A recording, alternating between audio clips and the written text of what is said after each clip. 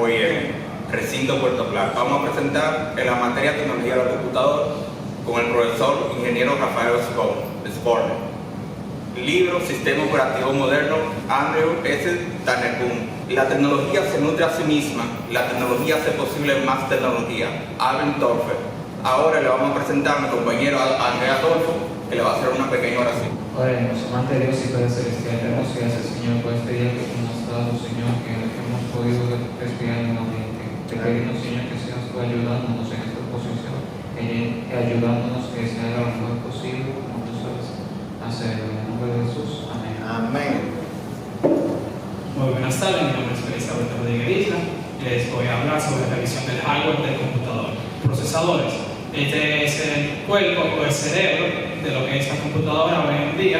Este se encarga del procesamiento de sistemas operativos y de la carga de aplicaciones. Memoria RAM. Este es un dispositivo de almacenamiento que varía, ese no es permanente, ya que ese solamente se utiliza cuando nuestro computador está encendido. Discos, estos son varios, ya que está el disco mecánico, el cual este es lo contrario a la memoria RAM, ya que este se encarga de tener permanentemente lo que es nuestros archivos. Dispositivos de entrada y salida. Estos son diferentes tipos de dispositivos, ya que el de dispositivo de entrada se encarga de entrar datos a nuestra computadora o cualquier otro tipo de dispositivo. El dispositivo de salida es el que se encarga de transferir información o datos a lo que es monitores y demás cosas que sean salientes de la computadora. Buses es un transistor que se encarga de la distribución de datos e informaciones en lo que son nuestros diferentes tipos de componentes que conforman el hardware. Arranque de la computadora es lo que todos podemos conocer como la iniciación o cuando oprimimos el botón de inicio de nuestro case o computadora. Muchas gracias. Muy buenas tardes, mi nombre es Ángel Miguel y yo les voy a estar hablando sobre procesos seguidos. Procesos seguidos son dos conceptos importantes de la programación en sistemas y los sistemas operativos modernos. Ambos se utilizan para múltiples tareas unidas, pero hay unas diferencias entre ellas, unas diferencias claves entre ellas. El proceso es una instancia de un programa en ejecución. Cada proceso tiene su propio espacio de memoria, su propio conjunto de variables y su propio conjunto de recursos de sistemas. Como por ejemplo, los abiertos, conexión de red, etc. Los procesos se utilizan como, por lo tanto, son los hilos. Los hilos, para concluir, los hilos y los procesos tienen unas diferencias porque los procesos es una interconexión entre sí y los hilos pueden compartirse en espacio de memoria y pueden compartirse, están relacionados a lo mismo en sistemas de recursos y el hilo es más útil que el proceso porque no tiene que tener una creación y una gestión de múltiples tareas. Gracias. Buenas tardes, mi nombre es Joaquín Castaño y le vamos a hablar de la administración de memoria. La memoria es importante porque es donde se guardan todos los datos. Desde hace mucho tiempo la administración de memoria viene desarrollándose muy lentamente a diferencia de los programas, del desarrollo del programa. Para eso se encuentra la atracción de memoria y sin atracción de memoria. La primera es sin atracción de memoria, que en esta están En 1960, la computadora IBM 970, las minicomputadoras en 1970 y la computadora de bolsillo, la computadora personal de 1980. En esta se puede diferenciar en diferentes tipos de memoria, como en el programa de usuario, como tenemos en la figura que es anterior. El programa de usuario, primero la memoria RAM, que se encuentra en la parte inferior, como se muestra en la figura 3.1a, la figura 3.1b, donde el sistema operativo de memoria ROM está en la parte superior y el programa de usuario en la parte inferior. Y también tenemos otro tipo que es el sistema de memoria ROM en la parte superior, el sistema de memoria RAM en la parte inferior y el programa de usuario, como se puede ver en la gráfica. El sistema de memoria se trata con cuidado porque no puede hacer dos procesos al mismo tiempo porque se puede dañar la memoria. Por eso se vino a dar paso a la creación de memoria de espacio y direcciones. Esto es un conjunto de desarrollo de espacio abstracto que se encuentra en diferentes direcciones. Puede ser números, 1, 2, 3, 4, 5. También puede ser dominio, .com, .do, que eso se indica diferentes espacios, se le asigna diferentes espacios en microespacios dentro de la misma memoria, de un, como se le llama, espacio eterno. La memoria sin atracción, para concluir, el espacio de direcciones es muy importante porque ayuda a realizar diferentes tareas al mismo tiempo sin dañar la memoria RAM. Muchas gracias. Muy buenas tardes. Yo le voy a estar hablando acerca de la memoria virtual. La memoria virtual es aquella que utilizamos en la computadora, la cual nos ayuda a cada uno de nosotros en la computadora. La memoria virtual tiene 4 megabytes y nos ayuda mucho a hacer cada una de esas cosas en la computadora. Esa memoria es muy importante, ya que sin ella no la podemos utilizar ni funcionar en nuestra computadora, porque es parte del sistema operativo de la computadora, o como se diría, de Microsoft Word, Excel y otros programas de nuestra computadora. La memoria virtual es una memoria muy importante, ya que sin ella no la pudiéramos utilizar. Y hasta aquí mi exposición. Gracias. Buenas tardes, mi nombre es Ken, de la carrera de Ingeniería y Sistemas. En el día de hoy yo voy a hablar del tema de bloqueos. De bloqueos,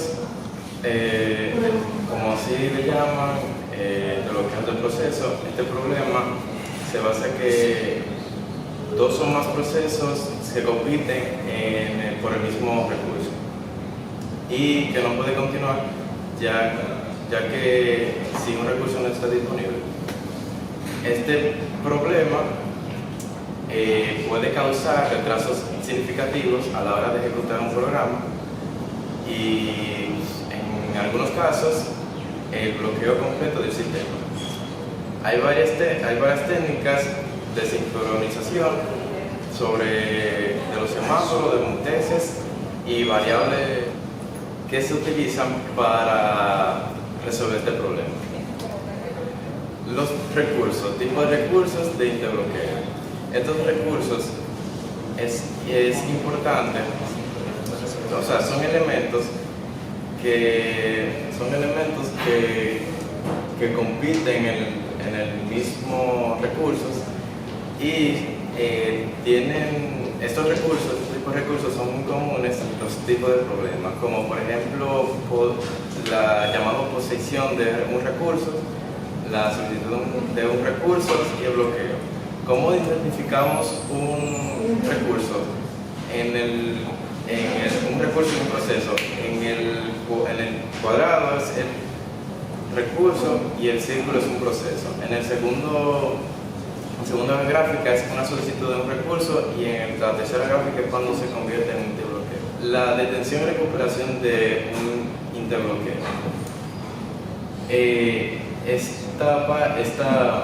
Este proceso es muy importante. En conclusión, el interbloqueo es parte del proceso que puede ayudar sobre el sistema operativo. Muy buenas tardes, mi nombre es Jeremy García Tavares y en esta ocasión yo les voy a estar hablando sobre el entorno de seguridad.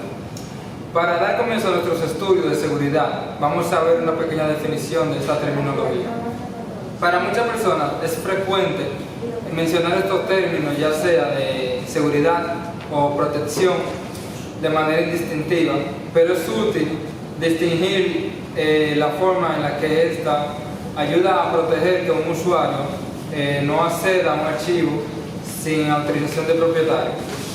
Esto ya sea un archivo de forma legal, política o administrativa, y por otro lado de forma en que sea un sistema de seguridad. Vamos a pasar a las amenazas. En la literatura de la seguridad existen tres objetivos que tienen, por así decirlo, amenazas, y el primero de ellos se llama confidencialidad de los datos, que esta implica que los datos permanezcan así. El segundo objetivo se conoce como integridad de los datos, que este implica en que un usuario no tenga acceso o no pueda modificar, leer o dañar algún archivo sin la autorización del propietario. Y el tercer objetivo es disponibilidad del sistema, que también implica que un usuario no tenga el acceso al sistema y lo puede dejar inutilizado. También existen los intrusos, y en la literatura de la seguridad, una persona que husmea en archivos que no tienen acceso se conocen como intrusos, y estos se dividen en dos apartados: intrusos pasivos e intrusos activos. Los intrusos pasivos solamente entran a los archivos para leer información que no tienen a su alcance, y los intrusos activos son mucho más maliciosos, ya que estos entran al archivo para modificarlo o simplemente dañarlos. También existen muchas pérdidas de datos, ya sea parte de los intrusos maliciosos, y esto pueden ser de manera de fenómeno natural, ya sea una inundación, un corte de electricidad o algo por el estilo. También puede ser de manera humana, o sea, de parte del ser humano, sea de una caída de la laptop, computador, servidor, o que se pueda mojar la base de datos, etc. Y muchas cosas, entre otras. También puede ser una falla del software, ya sea que el sistema falle, tenga un error, crashee y se pierdan todos los datos que hay en ellos. Para concluir, espero que hayan entendido lo que es el entorno de seguridad, que existen varios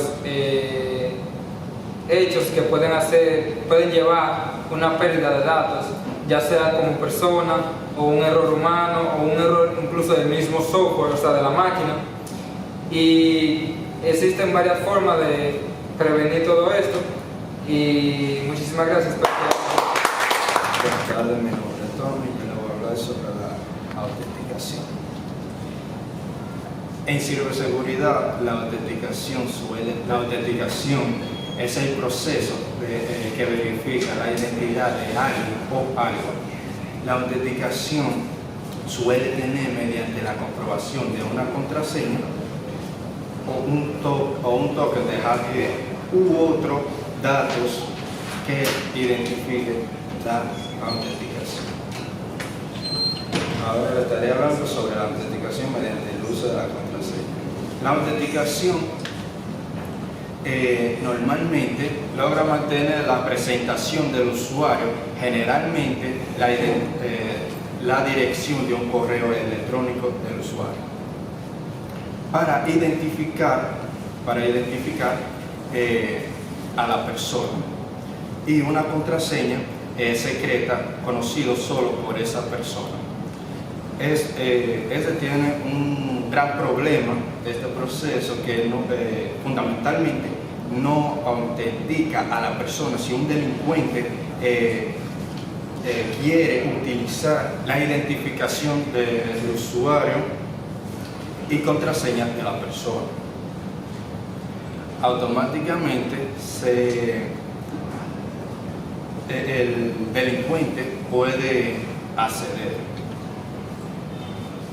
Ahora les estaré hablando con cómo entra a la fuerza los crackers. Ellos entran a la fuerza, la mayoría de los crackers usan una computadora, por ejemplo, el acceso de internet, y que ellos utilizan varias combinaciones de nombre del usuario y contraseña hasta que encuentren una que sí puedan hacer. Gracias. Mi nombre es Luis Pascual. Le vamos a hablar del sistema operativo, memoria compartida distribuida. La memoria compartida distribuida viene a la memoria compartida distribuida. Muchas compañías todavía utilizan la memoria compartida distribuida, en que muchos utilizan otro tipo de memoria compartida. También viene al caso al DCN, que el DCN viene siendo memoria compartida distribuida, el balanceo de carga. El balanceo de carga de un móvil, también el internet, al procesador A y al procesador B, que influye al internet de enviar el internet al tipo de computadora, a dispositivo, a todo al carga. También vemos en versión 1 y versión 2. En la versión 1, en versión 1 viene al caso que muchas computadoras lo utilizan, la OIS y en los servidores. En el servidor 2, muchos computadores utilizan, pero además quieren utilizar el CPU y la opción operativa, porque si solo utilizan va a fallar, porque el tema no lo va a retener. La utilización a la memoria distribuida. Muchas compañías utilizan la memoria distribuida, pero también por ejemplo, muchas empresas utilizan el correo electrónico, el correo, la página web, pero también se puede utilizar. Para concluir, aquí fue mi participación. Muy buenas, mi nombre es Jeremy Collado, voy a hablar sobre el principio de Java. El principio de Java trata sobre los diferentes sistemas operativos que contraen diferentes programas. Por ejemplo, existe una tarjeta que se usa para agregar diferentes periféricos, como teclado, mouse. También está la tarjeta de video, la tarjeta de audio, de entrada y salida, y de fundamentos diferentes. Los fundamentos del software trata sobre muchos componentes que se agregan a crear cualquier diferente tipo de página y herramientas que nos ayudan a diferentes tipos de fuentes. Mi nombre es Junior Monegro y vengo a hablarles sobre el disco magnético. Un disco magnético o un disco flexible o rígido es un dispositivo que almacena y procesa magnéticamente a los bytes. Les voy a hablar un poco de las evoluciones. En 1956 fue el disco Rigmax, el disco magnético por primera vez en 1956. El disco, ese constaba de 5 megabytes con 24 discos de 24 pulgadas de diámetro. Como fue evolucionando anualmente, fue en esa época, en 1956, muy grande. En ese momento costaba $10,000. Como fue evaluándose en el 2006, fue el disco sólido, que ese tenía 2 GB, fue el que creó los discos IBM en 1956. También en 1956 fue como fue una imagen muy grande de un disco magnético muy grande de 1956. Ya en el 2006 fue un disco de 2.6 pulgadas. También le voy a hablar sobre el reloj. No exactamente es ese reloj, sino el reloj o temperamento que usa el computador. Cada vez que el computador necesita una actualización, se evalúa a una hora, o el software necesita, por ejemplo, reiniciar el computador a una hora o a 2 horas. Bueno, hasta aquí lo dejo. Muchas gracias. Muy buenas tardes, mi nombre es Adriana y les voy a hablar sobre los archivos. El sistema de archivo. Hay varios métodos de sistema de archivo. El primer método, al momento de que B se registra al sistema de archivo. Sin embargo, el nodo I se vincula al propietario del archivo, símbolo se vinculan al momento de que la red de máquinas se registre a un archivo. Tanto así que las máquinas, sistemas de archivos, la tecnología ha evolucionado tanto a los sistemas de archivo y a las máquinas de red, en especial las CPU, que tienen con gran velocidad. Los datos, los discos se están haciendo grandes y baratos, y las memorias están aumentando en su forma original, su tamaño espontáneo. Gracias. Buenas tardes, mi nombre es Teoxel Francón y hoy les voy a hablar sobre sistemas operativos modernos. Me voy a enfocar más en los archivos multimedia de audio y video, los cuales son un componente muy importante y una cosa con gran importancia para todos. Los archivos de audio y video se comparan muchas veces con los textos, pero tienen muchos componentes diferentes, los cuales para ejecutarse de manera correcta necesitan sistemas diferentes a los de texto. Los archivos de audio y video se pueden comprimir para reducir el tamaño y tener una mayor facilidad de movilidad en todo el sistema operativo. Muchas veces los archivos de audio y video los comprimen las personas que hacen videos de YouTube, Twitch y cosas así, para evitar tener un archivo de tan mayor especificidad o, para ponerlo más claro, de mayor tamaño. Los archivos se pueden clasificar en varias formas. Los de audio y video tienen también son nombrados como DVR. La compresión de audio y video es, como les decía anteriormente, cuando el audio y el video les reduce el tamaño para tener más movilidad. La codificación de audio y video es cuando un archivo se pasa de formato a uno más moderno para tener más facilidad, los cuales son de analógico a digital. Se hace mucho últimamente, como les decía, igual que la compresión en los canales de YouTube, Twitch y cosas así. También sirve para tener mayor calidad de video sin perder ningún tipo de rasgos. También tiene señal original, muestreo, cuantificación y configuración. Bueno, muchas gracias por aquí. Buenas, mi nombre es Gerardo. Yo voy a hablar sobre los archivos.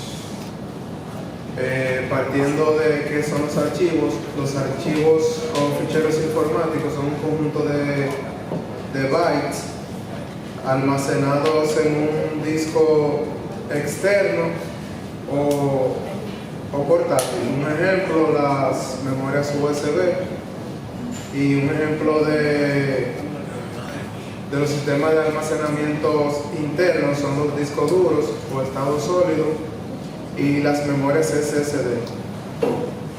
La nomenclatura de los archivos. La nomenclatura de los archivos es lo que le da el significado a un archivo para que un sistema en específico pueda correrlo.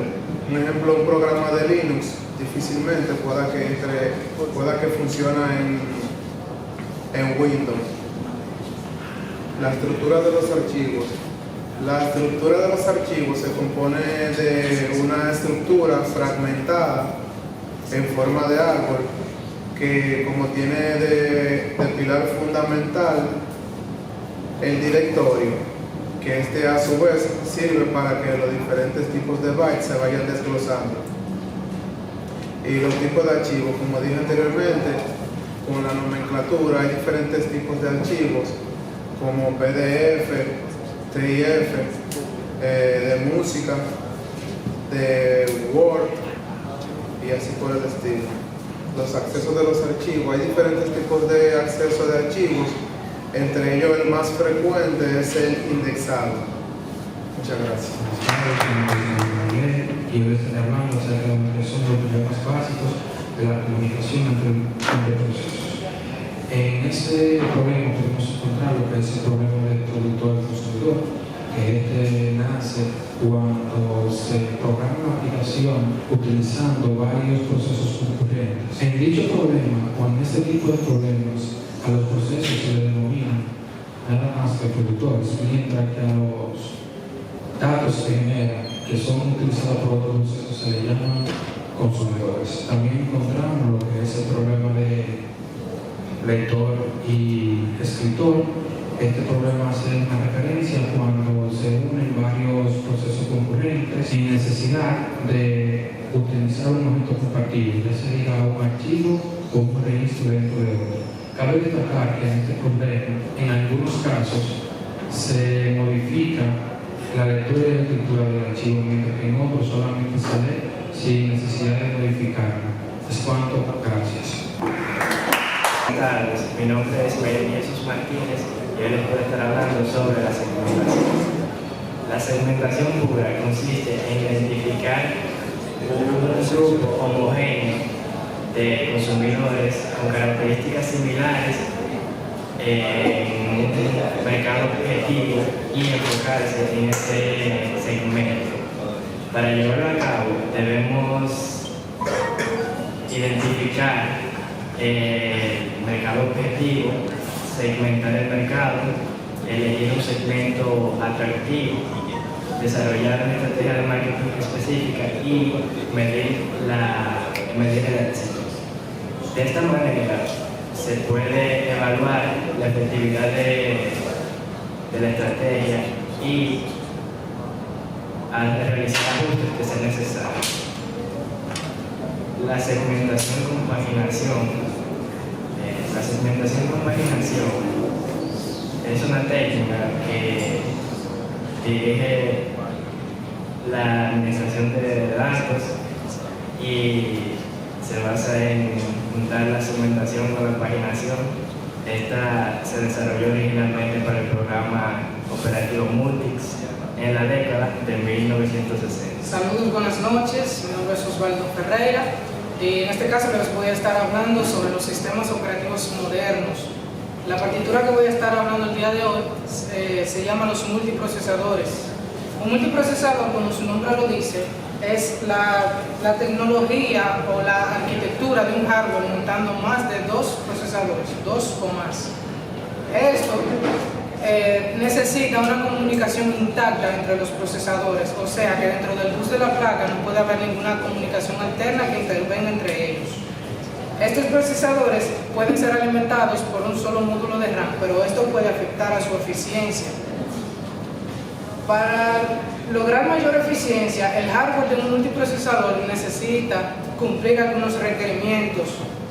Estos requerimientos son tener por lo menos 2 módulos de RAM o habitaciones de memoria aleatoria, que eso facilitará la velocidad del procesador designado.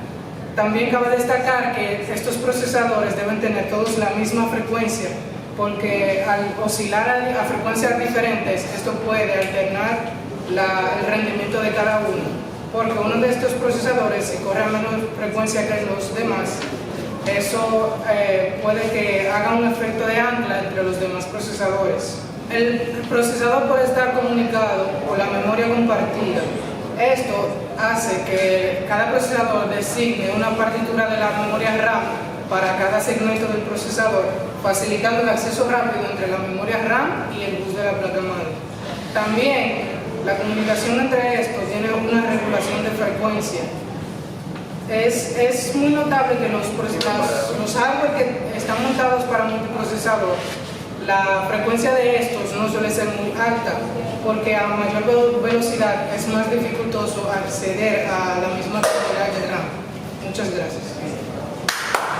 Buenas tardes, mi nombre es Armin Adolfo y hoy voy a hablar sobre la administración y administración del sistema de archivos. Administración del sistema de archivos. Ningún sistema de archivos, cualquier sistema de archivos puede funcionar, pero hacer que este funcione bien y adecuadamente es distinto. Por lo general, los archivos se acumulan en un disco que también se conocen como bloques. Aquí hay dos tips donde podemos administrar de mejor forma la cantidad que tenemos en cada disco. Llamemos n bytes a cada uno. Podemos poner n bytes en un disco y la otra cantidad en otro. También acá entre los discos se pueden dividir en bloques, como ya dije, pero esto es opcional.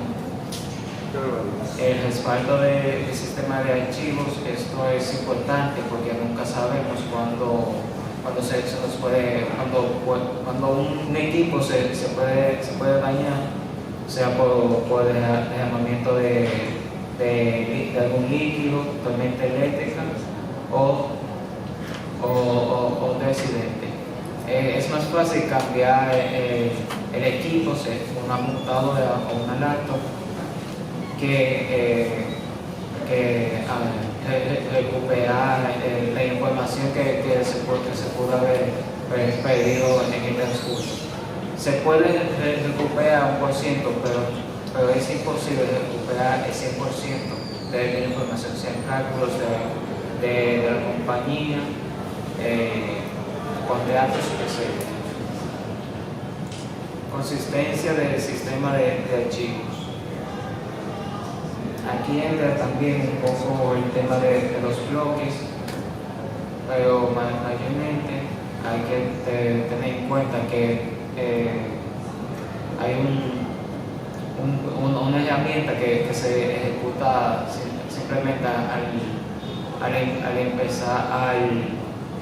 encender el equipo, que en Unix se llama el FSCK y en Windows se conoce como Skype. Este ayuda a que si hay algún error, lo pueda reparar mínimamente. Gracias. Muy buenas a todos, mi nombre es José Ángel Jiménez Mesa y voy a hablarles de la historia de los sistemas operativos. Comencemos primeramente con la primera generación, 1945 y 1955, de 1945 a 1955, que fue el tubo de vacío. El tubo de vacío fue un elemento muy importante, el más importante para la primera generación de computadoras, ya que hay que tener en cuenta que para los estándares ahora, esa era la más arcaica que podíamos haber conseguido en primer lugar. Los tubos de vacío eran caracterizados por el hecho de que, al igual que la computadora en sí, se calentaban bastante por lo que era necesario. Entonces, una habitación fría y preparada para mantenerlos sin fallas.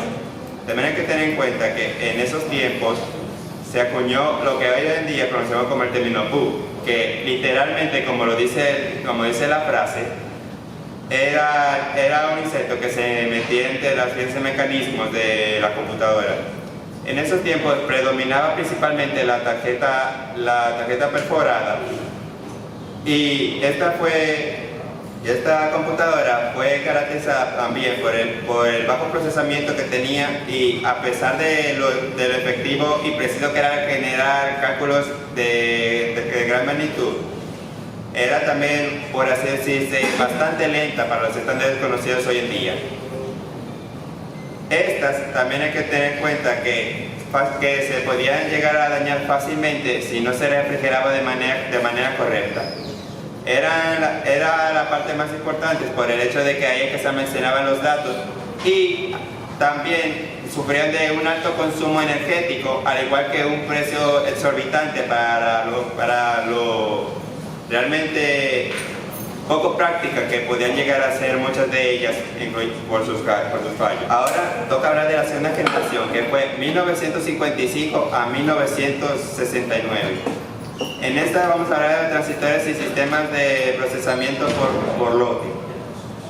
En eso hay que tener en cuenta que en el momento en que llegaron los transistores, vino con la ventaja de una capacidad de pasar de un computador a otro los datos con mayor facilidad.